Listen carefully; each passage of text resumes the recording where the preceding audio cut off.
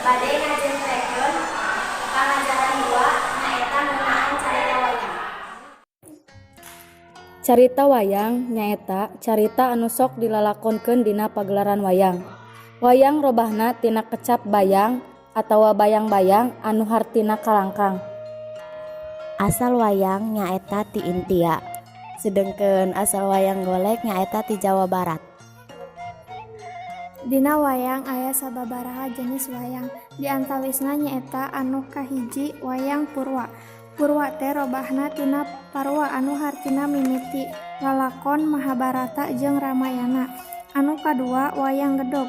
Wayang gedog teh nyaeta wayang kulit keneh anu ngalalakonkeun carita Panji. Anu katilu wayang titi atawa potehi anu nyaritakeun lalakon ti negeri Tiongkok. Anu kaopat wayang beber nyaeta dilukis dina lawon. Anu lalakonna digambar dina lawon tuluy dibeberkeun. Anu kalima wayang klitik nyaeta wayang golek anu laleutik anu ditanggapna ti beurang. Anu kagenep wayang krucil nyaeta di Surabaya disebut wayang klitik. Carita Islam lalakonna Amir Hamzah jeung Umar Maya. Anu katujuh wayang wong nyaeta wayang jelema lalakonna tina Mahabharata. Anu kadalapan wayang lilingong nyaeta lalakonna Mupu Kembang Jembatan Besi contona Prabu Siliwangi. Nu kasalapan wayang suluh anu nyaritakeun lalakon ayeuna ngeunaan sajarah. Anu kasapuluh wayang golek dijieun tina kai kawas boneka rea sumebar di Jawa Barat. Santikaning dalang asal kecap tina santika, hartina ilmu kasatriaan. Jadi santikaning dalang nyaeta ilmu ngatik dalang sangkan masagi ilir sinatria. Dina dunya padalangan aya nu disebut hiji tetekon nyaeta kamampu ngarobah-robah sora. 2 renggep mampu nyirep nu lalajo ku pintona nu hade. 3 enges bisa ngahudang rasa. 4 tutug kamampu dramaturgi. 5 banyol kaparigel molahkeun wayang. 6 kawiradia kamampu kakawen tokoh-tokoh wayang.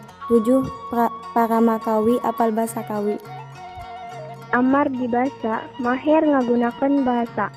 Karamas sastra kamampuh sastra. Awi carita pangawaruh carita wayang. Amar gawa lagu pangawaruh kana lagu. Carita Mahabharata dianggit dina wangun kitab biasa anu panjangna 200.000 jajar atawa 100.000 sloka. Sedengkeun carita Ramayana dianggit dina wangun kitab Walmiki anu panjangna 48.000 jajar atawa 24.000 sloka. Di kawitan tahun 1820 tos loba nami dalang anu kasohor di antawisna nyaeta Tarkim, Eru Patasunanda, Abeng Sunarya, Apek Gandaman, sareng Ade Prestasi. Dalang anu kasohor kabeh diekeunna di antawisna nyaeta Dede Amu Sunarya, Asep Sunarya, jeung Cecep Supriyadi. Struktur pagelaran wayang dibagi jadi 4. Hiji murwa. Murwa nyaeta suluk atawa siloka bubuka pagelaran anu dikawihkeun ku dalang dina wiwitan carita. 2 nyandra. Nyandra nyaeta deskripsi adegan make basa prosa pakeliran wayang. 3 kakawen. Kakawen nyaeta basa kawi titiron nusok dipake mamanis atawa pamantes dina ngadalang minangka basa pamidanganana. 4 antawancana. Antawacana nyaeta caturan wayang dina adegan. Pustaka wayang, sinden nyaeta juru kawi, dalang nyaeta sutradara, juru alog nyaeta asisten, pangrawit nyaeta tukang tabeh, waditra nyaeta gamelan, campurit nyaeta gagang awi wayang atau awi kai, campalan nyaeta tatalu nyaeta palu atau pakakas tanda awitan nunda jeung rengse carita wayang. Uding nyaeta gagang leungeun wayang, bagedor nyaeta sok dituar, paranti nancepkeun gedebong cau, jagat nyaeta tempat nancepkeun wayang.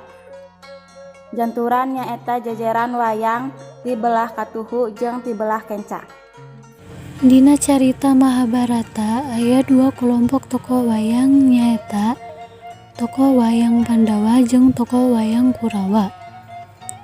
Hiji tokoh Pandawa mangrupa tokoh protagonis turunan Pandu Dewanta, nyaeta hiji Yudhistira, 2 Bima, 3 Arjuna, 4 Nakula, 5 Sadewa. 2 tokoh Kurawa mangrupa tokoh antagonis turunan Destarasta ti Dewi Gandari, nyaeta hiji Duryana, 2 Dursasana, 3 Dursala.